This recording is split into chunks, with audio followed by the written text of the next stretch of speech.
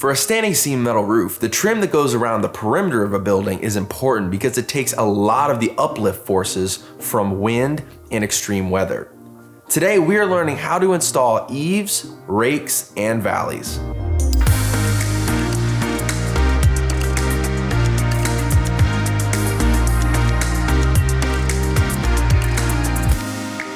What's up guys? Welcome to the Metal Roofing channel. I'm Thad Barnett. Make sure you subscribe if you're new. We release metal roofing and metal construction content every Monday and Wednesday. Well, after you dry in a roof, the next step is to install perimeter trim like eaves and rakes. Matt Lane from Metal Construction Solutions and Installations is going to demonstrate how we installed those flashings on Adam Mazzella's home project.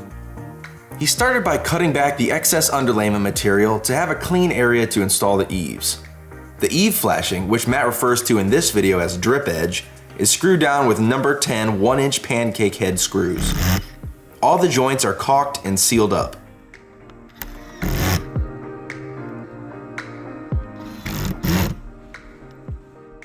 Coming off the bottom here, yeah, we want to tab up this sidewall. That way when we put this flashing on, even the gable end and the eave trims and everything, we want to make sure they're shingled. That way as water runs down, you don't have water running inside for any extra risk. We want to get that water as far away from the building, down the walls as we can.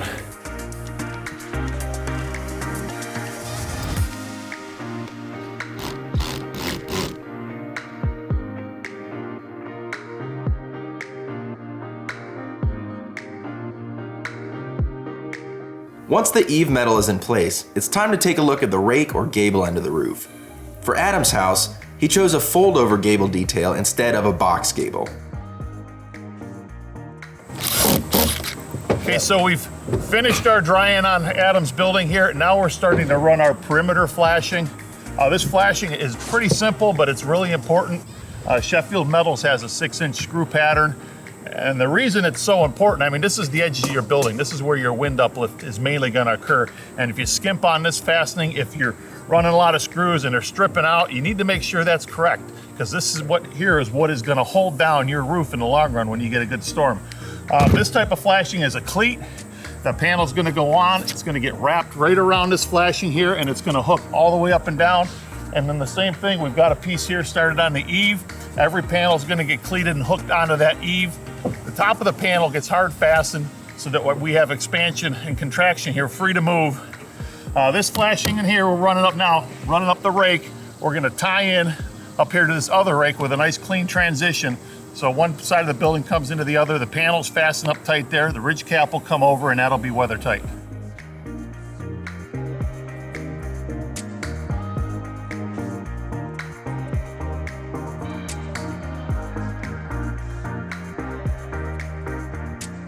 At the peak of the ridge, Matt fabricates a tab on one rake flashing to lap over the top of the second rake flashing.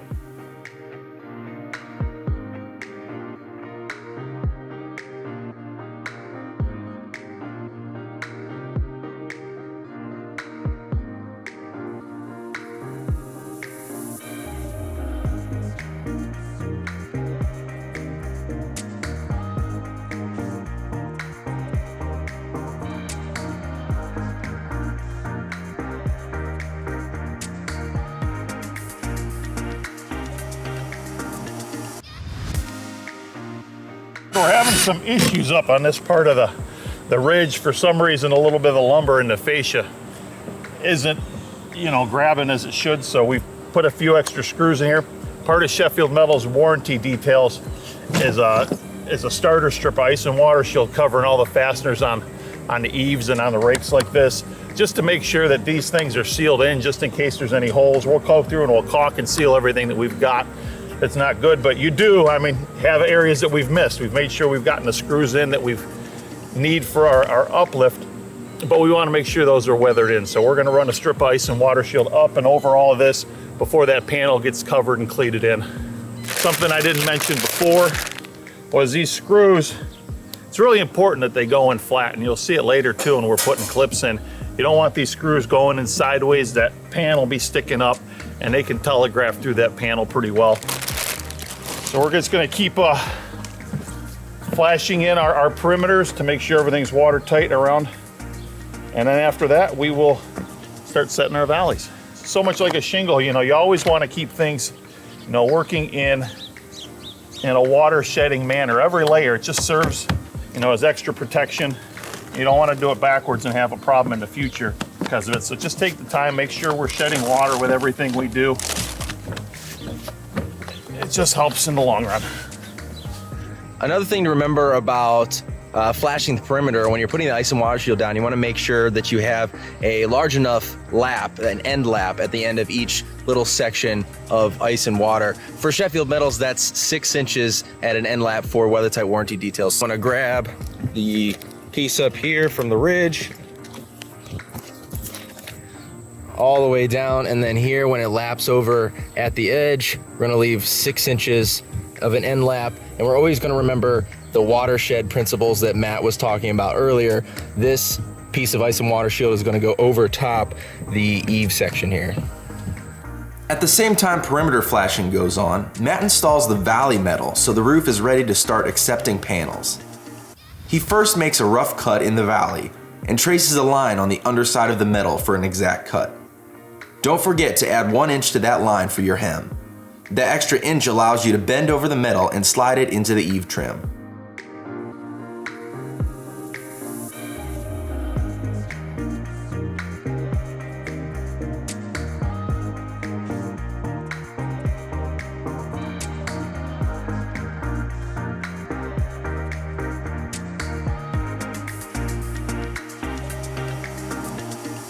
So we're working on the valley. We're hemming things over in order to cleat our eave piece here. You really don't want to do a lot of bend at one time. You know, you want to take it slow. Otherwise, you'll end up with a bunch of creases in the surface of your metal. You know, it wouldn't damage the product as far as you know, functionability works, but you know, it wouldn't look pretty in the end. So we want a product that works and one that looks great too. You don't want to leave a spot open for bees or critters, so we're gonna tab these over, close this valley off so it's all nice and clean.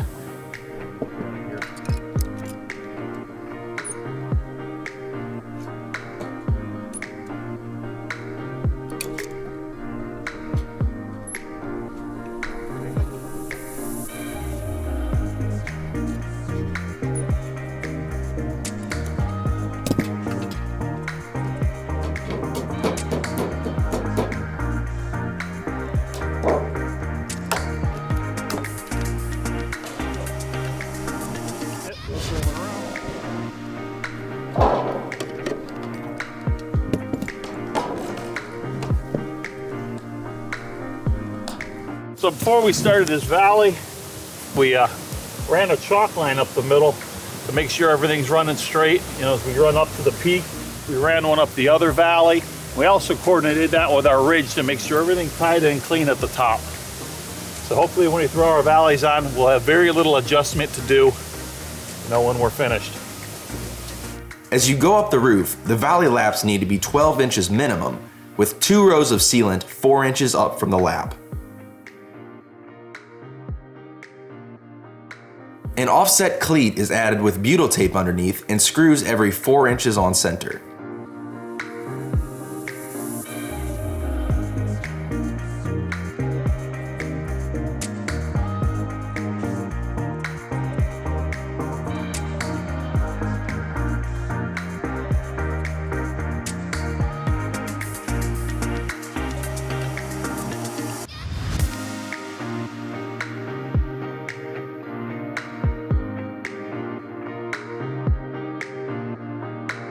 Thanks for checking this video out today. Make sure you stay tuned for the next part of our installation series where we start putting panels on the house. There's a ton more to come, including pipe penetrations, a chimney, and a vented ridge. So subscribe here to the Metal Roofing channel so you won't miss it. Comment down below if you have any questions or if there's anything you'd like us to cover in the future. And as always, I'm Thad Barnett, and we will catch you next time.